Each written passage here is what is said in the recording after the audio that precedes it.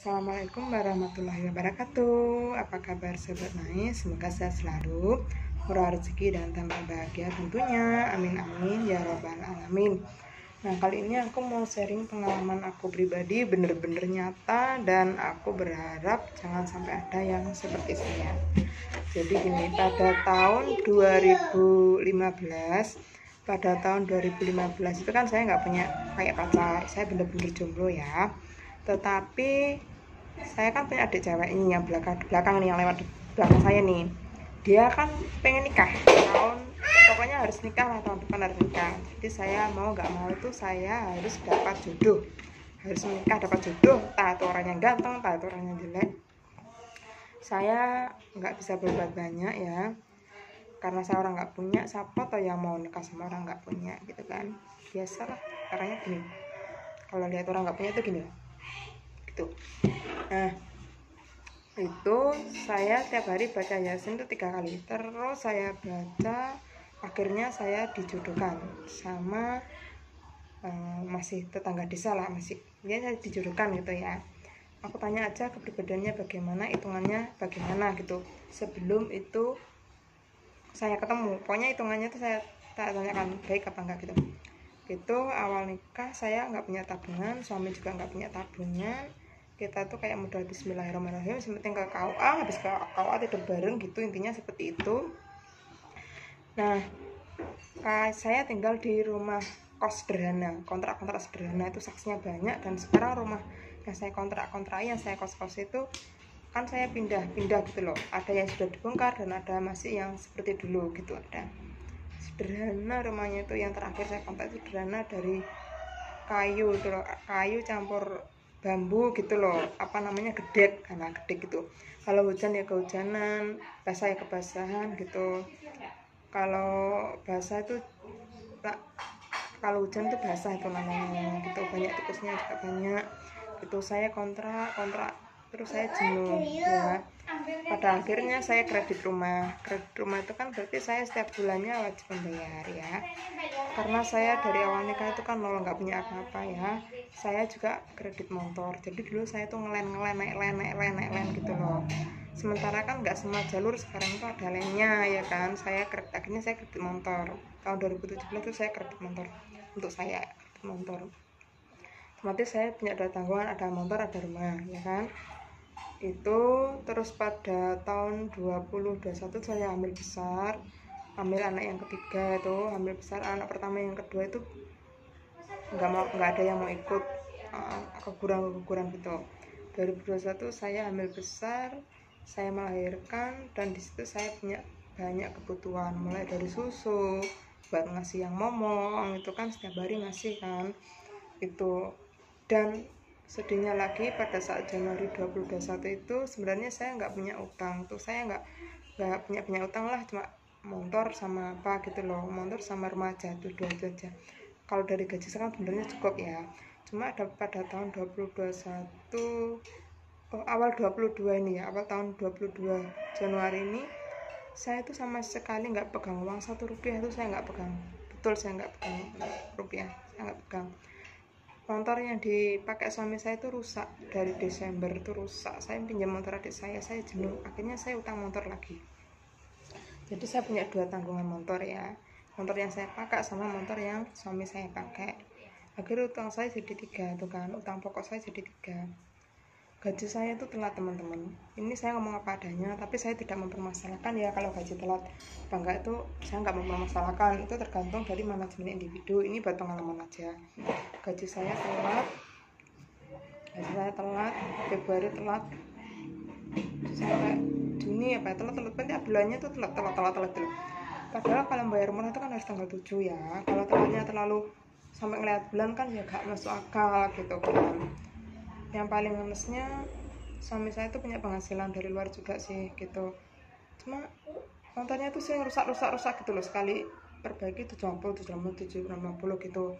Saya tuh nggak pegang uang, saya tuh iseng-iseng di online itu, kalau pinjam pakai KTP aja bisa apa enggak gitu loh.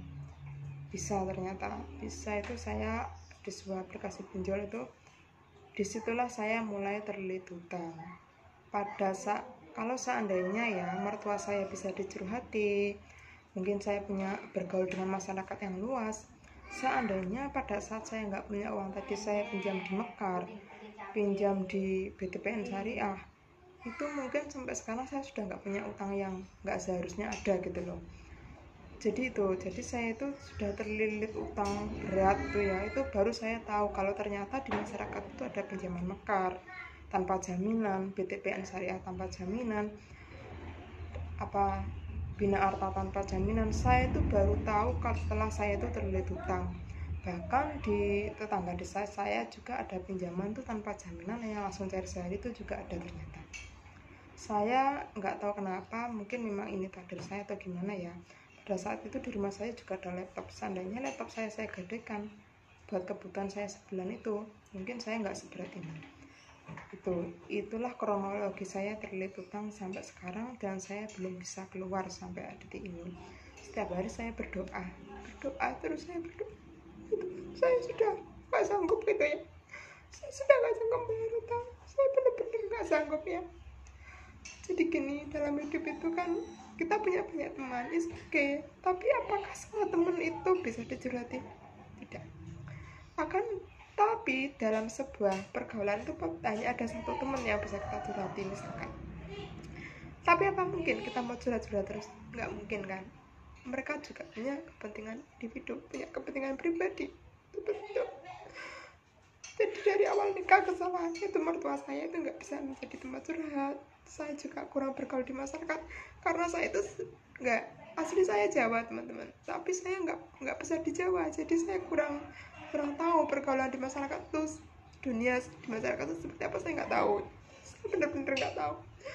Jadi saya di Jawa itu tepatnya tahun 2006 saya sekolah SMA ya, terus kerja di pabrik, saya kuliah sambil kerja juga, kemudian saya bekerja sampai sekarang. Saya jadi tenaga bantu. Jadi saya nggak punya waktu kayak bergaul di masyarakat. Saya nggak tahu di masyarakat itu seperti apa, saya nggak tahu. Seandainya saya tahu atau orang tua saya tahu, mertua saya tahu, mungkin saya nggak sampai seperti ini gitu ya. Nggak seperti ini saya. Jadi saya tahunya kerja gitu loh saya harus tenaga bantu, sorenya itu saya juga masih cari uang. Jadi itu kronologi saya terlilit utang. Suami saya juga pernah bilang kalau saya utang, otomatis kan istri ini mencari utang itu lewat belakang gitu ya.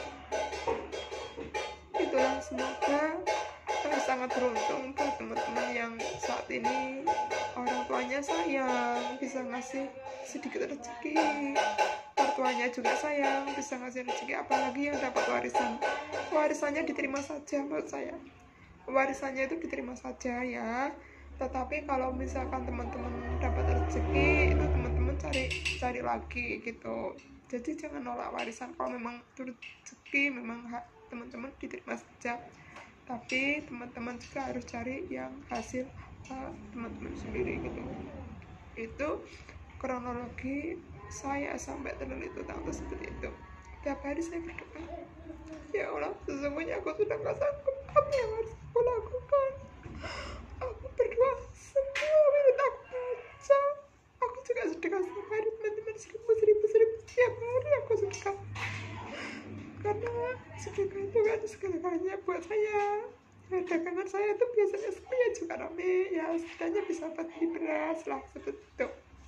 Sedih saya, sangat sedih.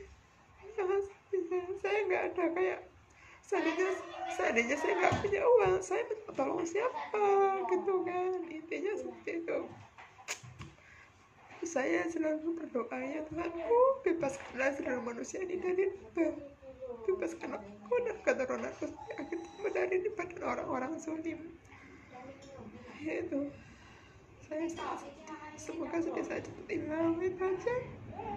Semoga buat teman-teman yang masih single, yang masih jomblo, teman-teman yang masih single sampai jomblo, bermimpilah untuk jadi orang kaya,